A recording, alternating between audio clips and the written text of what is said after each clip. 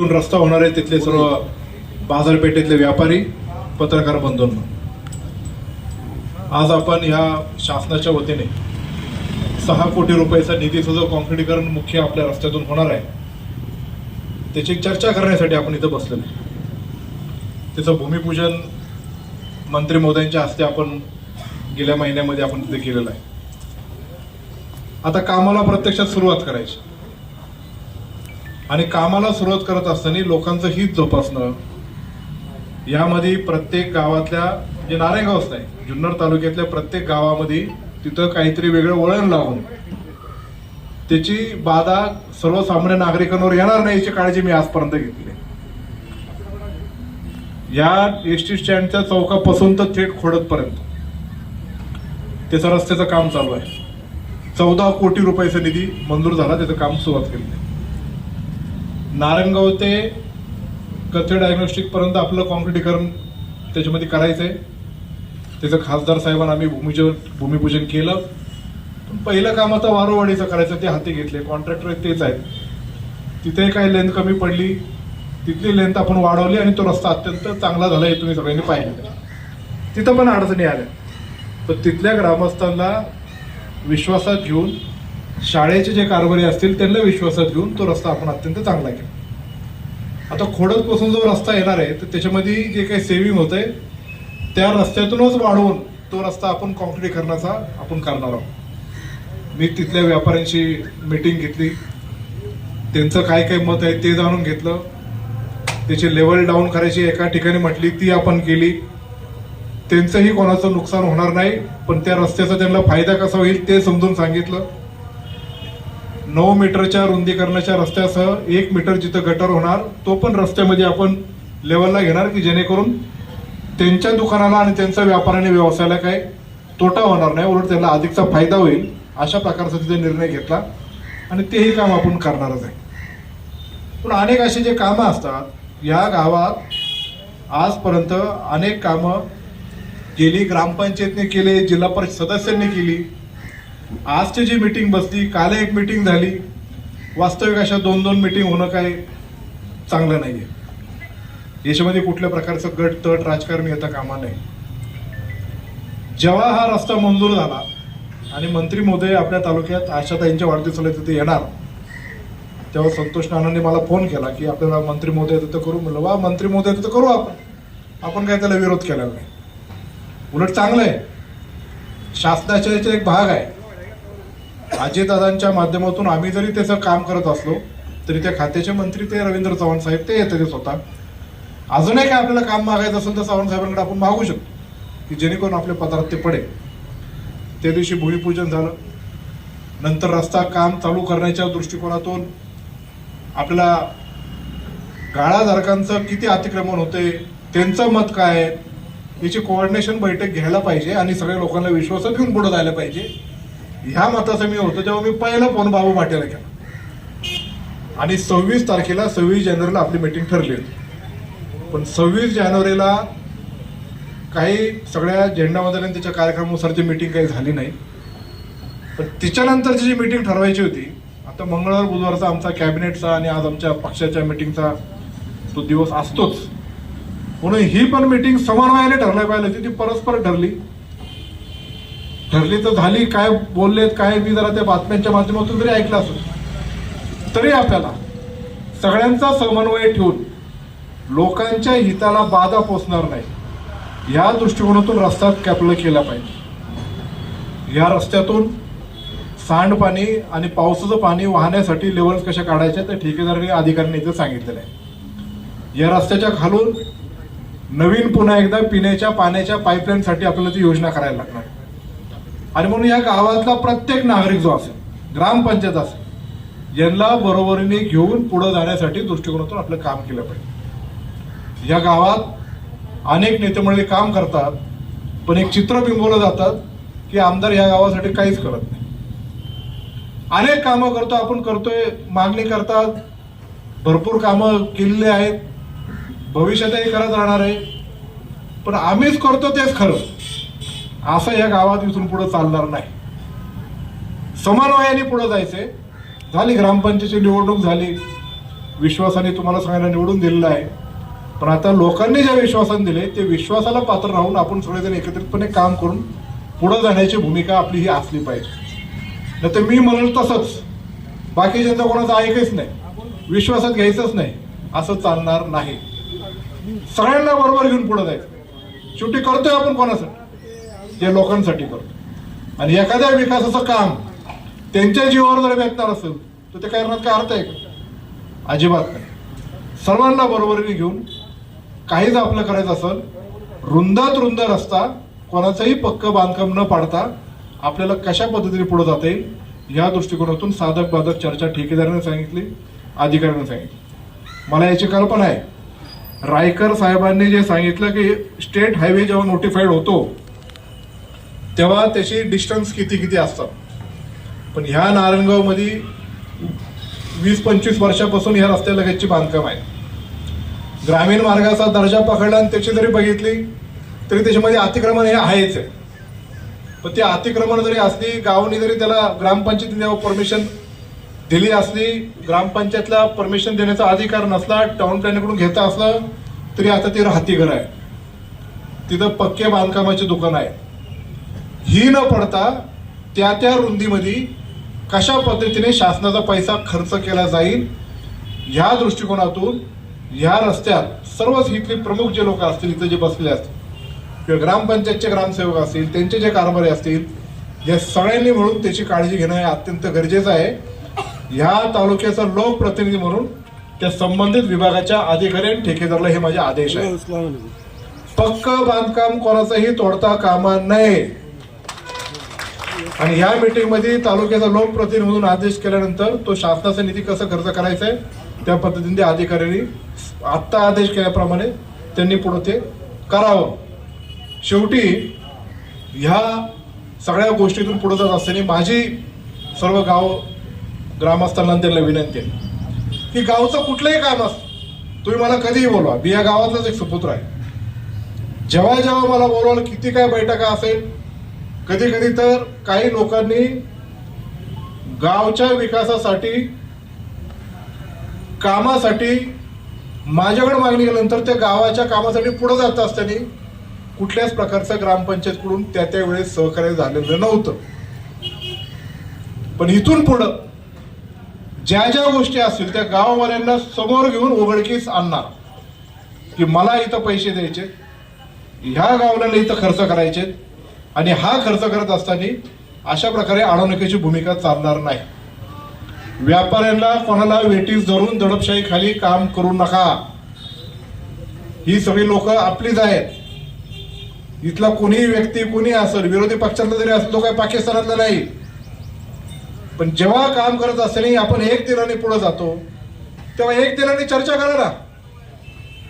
आता आपल्याला ते देवस्थानचं काम आपण ब वर्गातून त्याच्याला पैसे आणले.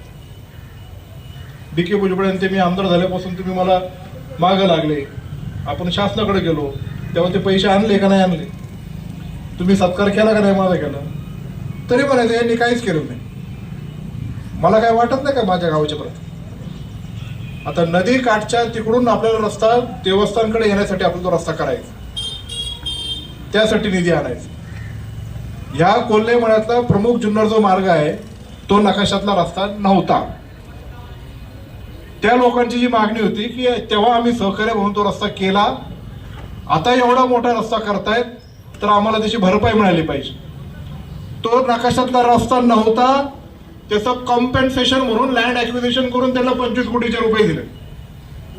हे कोणी दिले? अर्थमंत्री अजितदादा पवार साहेबांनी दिलेले आहे. आणि म्हणून हे पैसे जेव्हा दिले तेव्हा जो रोड आता स्टेट नोटिफाईड होणार आहे, आणि स्टेट नोटिफाईड तो रोड झाल्यानंतर हा जो आपल्या गावातला रस्ता आहे तो आपल्याला ग्रामपंचायतकडे वळवायचा आहे. ही सगळ्यांचीच मागणी आहे. म्हणजे इथून पुढचा मेंटेनन्स, इथून पुढच्या सगळ्या गोष्टी आपलं गाव पातळीवर, जिल्हा परिषद पातळीवर, आमदार निधीच्या पातळीवर होईल. त्याला स्टेटचं हे सगळे बंधन आता सांगितलं आहे रायकरांनी, तिथून पुढे काही एवढी राहणार नाही. आता बाहेरचा बायपास झाला, बायपास जेव्हा झाला तेव्हा नॅशनल हायवेला सांगितलं की तुम्ही एकदा या रस्त्याचं काम करून द्या, त्यांनी तेव्हा केलं. नंतर बायपास झाला, आता हा रस्ता पण नॅशनल हायवेतून एक्झिट होणार आहे. मग हा रस्ता जेव्हा गावाकडे येईल, गाव असेल, जिल्हा परिषद असेल किंवा आमदार निधी असेल, याच्यातून एवढा मोठा रस्ता होऊ शकत नाही, एवढे एकदम 6 कोटी देणं. म्हणून बजेटमधून याला रस्त्याला पैसे आणायचे आणि एकदा हा रस्ता चांगला झाला का तो गावाकडे वळवून त्यामध्ये गाव आणि त्याच्या आपल्या पातळीवर आपण तो चांगल्या पद्धतीने मेंटेन करू शकू, अशा प्रकारचं कार्य आपल्याला करायचं आहे. म्हणून हा जो रस्ता आहे हा स्टेटच्या निधीतून आता होईल, त्याच्यानंतर परत स्टेटचा निधी येणार नाही, आपण आपल्या लेवलला तो करायचा. पण आज हा रस्ता मंजूर केल्यानंतर ही जी टिप्पणी आहे, त्या टिप्पणीमध्ये तुमच्या सगळ्यांकडे पण मी ती पाठवायची व्यवस्था करतो. पण रस्ता कोणी मंजूर केला, कशातून मंजूर केला, याच्यात काय काय ट्रीटमेंट झालेल्या आहेत, त्यातून आपण नारायणगाव स्टँडपासून चालू केल्यानंतर आपला तिकडं खाली शनिवारच्या बाजारातला ते डॉक्टरच्या समोर जो ओढा आहे त्याच्यावर पण आपण तो ब्रिज करून तिथपर्यंत तो आपण रस्ता नेणार आहे, की जेणेकरून हा रस्ता अत्यंत चांगला होईल. गावकऱ्यांची आणि सगळ्यांची मागणी होती की आपली वेश ही अत्यंत चांगली झाली आणि त्याला साजेशा पुढचा हा रस्ता जो असेल त्या रस्त्याला तेव्हा काळीचा असं दगडी पात जर केला तर ते अत्यंत चांगलं शोभून दिसेल. त्याच्याकरता मंत्री महोदयांना पण त्या दिवशी विनंती केली, मंत्री महोदयांनी त्याच्या सूचना दिल्या. त्याच्यानुसार आपण या रस्त्यामधलं जे सेव्हिंग होते ते सेव्हिंगमधून ते स्टोन पेबल्सचं आपण ते काम करतोय. ते स्टोन पेबल्समधून आणि त्याच्यातून काम केल्यानंतर त्याला चांगला उतार असणं, त्याच्यानंतर साफसफाई होण्यासाठी त्याचं व्यवस्थित काम होणं हे अत्यंत गरजेचं आहे. आणि रस्त्याचं काम करत असताना ठीक आहे, आपल्याला असं वाटतं की रहदारीला अडचण नाही व्हायला पाहिजे, व्यापार पेठेला अडचण नाही व्हायला पाहिजे, पण हे कॉन्क्रीटचं काम आहे आणि कॉन्क्रीटचं काम हे ते लेवल मेंटेन करण्यासाठी खोदून होणार आहे. आणि खोदून काम होत असताना पुढच्या 1-2 महिन्यामध्ये त्याच्या अडचणी आपल्याला होणारच आहे. पण त्या अडचणीला 2 महिने आपण सहन केल्यानंतर नंतरचा जो रस्ता होईल तो आयुष्यभर आपल्यासाठी हा अत्यंत चांगला होणार आहे. म्हणून पुढच्या पण ज्या काही गाड्या असतील त्या गाड्यांच्या पलीकडे जरी लाईन असली तरी त्या गाड्यांच्या ओट्यापर्यंत आपल्याला रस्ता कसा नेता येईल, गाड्याला हात न लावता त्याची आपण काळजी घेऊ. पक्क्या बांधकामाला हात न लावता कसं करता येईल त्याची आपण काळजी घेऊ. शेवटी हा रस्ता अधिकचा जेव्हा रुंद होईल तेव्हा व्यवसायाला आजूबाजूला एवढ्या गाड्या लागतात, दुकानात माणूस आला का समोर गाडी लावतो, परत तो रस्त्यात गाडी गेली का ते ट्रॅफिक जाम होतं. अशा पद्धतीची आपण सगळ्यांनी काळजी घेतली पाहिजे. आणि आपण सर्वजण माझ्याकडं मागणी केली आणि भविष्यातला हा रस्ता ग्रामपंचायतकडे असल्यामुळं या बजेटमधून रस्ता मंजूर करण्यासाठी मुख्यमंत्री एकनाथ शिंदे असतील, देवेंद्र फडणवीस असतील, विशेषतः अजितदादा पवार आणि बांधकाम मंत्री, सार्वजनिक बांधकाम मंत्री रवींद्र चव्हाण या सगळ्यांच्या मदतीमुळे आम्हाला हा रस्ता करण्यामध्ये मंजूर करण्यामध्ये यश प्राप्त झालं. शेवटी तालुक्यात अनेक रस्त्यांना आपण जेव्हा असा निधी देतो, अख्ख्या तालुक्याचे सगळे रस्ते करायचं म्हणले एवढा निधी पुरणार नाही, पण जुन्नरच्या वाटेला जे रस्ते येतील त्यात प्राधान्य कशाला द्यायचं तर आपण पहिले आपल्या नारायणगावला प्राधान्य, वारुवाडीला दिलं, खोडद रोडला दिलं. हे का तर आपलं गाव वाढतंय, या गावाची लोकसंख्या, गावचं वाढ ज्या पद्धतीने होईल त्या दृष्टिकोनातून आपल्याला पुढे जायचं. मला इथल्या गावातल्या प्रत्येक नागरिकाला सांगायचं, गावाची खरी सगळी ताकद कुठली आहे तर आपली तमाशा पंढरी, व्यापारी बाजारपेठ, इथले शैक्षणिक संकुल.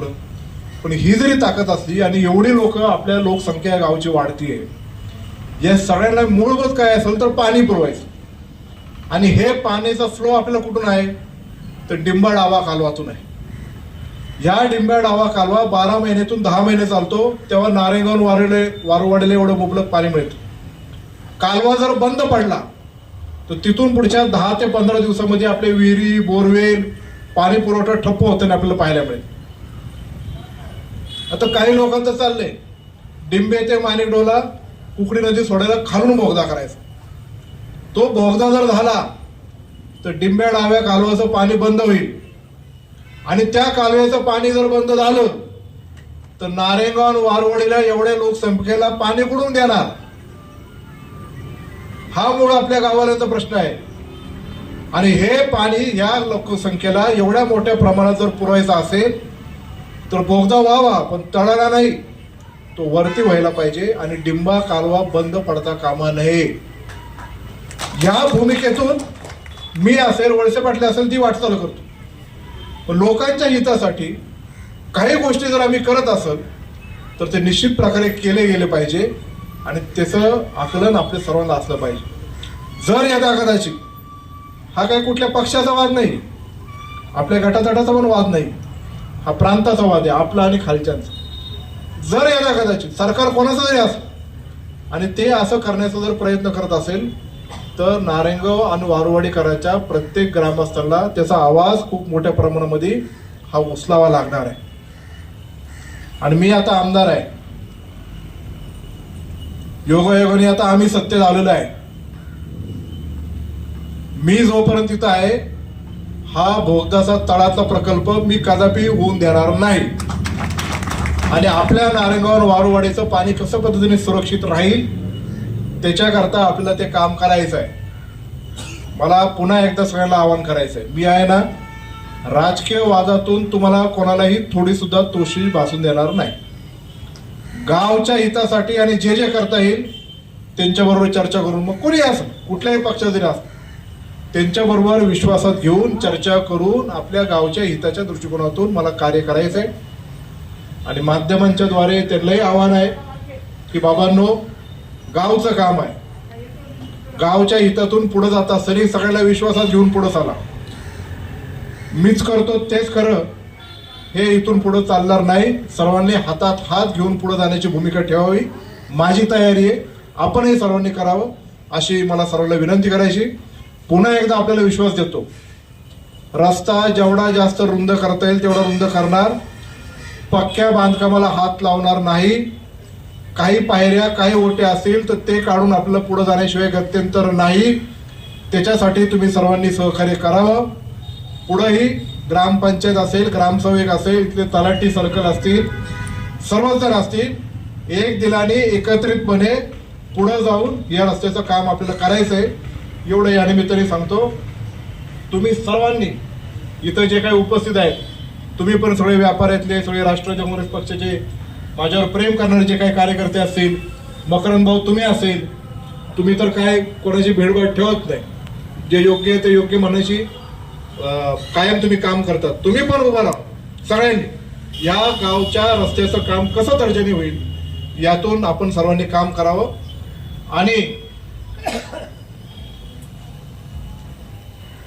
आणि आता काय थांबण्यात अर्थ नाही. शिवजयंती आहे, यात्रा आहे, यात्रा संपल्यानंतर पुढे पावसाळा चालू होईल, या सगळ्या गोष्टी बाबी आहेत. पण हे रस्त्याचं काम आपल्याला पावसाळ्याच्या आत संपवायचंच आहे. म्हणून या रस्त्याचं काम हे उद्यापासून इथं चालू होईल. आणि यात्रेच्या आत कसं संपवता येईल म्हणजे एप्रिल एंडच्या आत, त्याच्यासाठी आपण वॉर फुटिंगवर काम करू. त्यासाठी जलद गतीने काम करण्यासाठी ठेकेदार असतील आणि अधिकारी असतील पुढे बांगर, तोपर्यंत सर्वांना विश्वासात घेऊन आणि बोलताना जरा संयमाने बोला सगळ्यांनी. कोणी जरी असते त्यांच्यावर लोक मदत करतात ना, फक्त त्यांच्यावर जर बोललो तर ते मदत करतील. आणि मला तुम्हाला विनंती करायची, ते म्हणले की 4 महिने कामाला लागतील, पण एवढे 4 महिने नाही, आपण 2-2.5 महिन्यामध्ये ते काम संपू. ठीक आहे, थोडा अडचण होणार आहे याची मला कल्पना आहे. रोज आपल्याला दुकानात यायचे, दुकान उघडायचे, गिराईक घ्यायचे, गिराईकला लांबून यायचे, तो म्हणून कंटाळा करेल, हे करेल, पण आपल्याला ते सहन करावं लागणार आहे. हे आपल्या हितासाठी तेवढं आपण सहकार्य कराल एवढीच अपेक्षा व्यक्त करतो. तुम्ही सर्वजण इथं जमलात त्याच्याबद्दल आभार. आणि पुन्हा एकदा सांगतो, कोणावरही बाधा येणार नाही याची खबरदारी घेण्यासाठी अतुल बेनके खंबीरपणे तुमच्या पाठीमागे उभा आहे. एवढं सांगतो आणि थांबतो. जय शिवराय.